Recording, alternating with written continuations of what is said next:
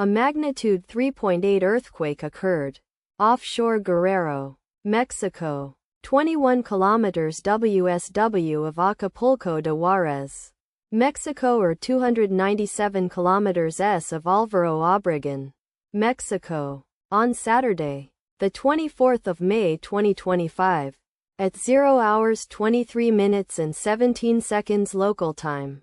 The quake had a depth of 6 kilometers and was not felt, or at least not reported so. Data source from EMSC. Did you feel it? Let us pray. May the earthquake that occurred not affect our brothers and sisters there. May the earthquake not happen again. And may God protect everyone. Amen.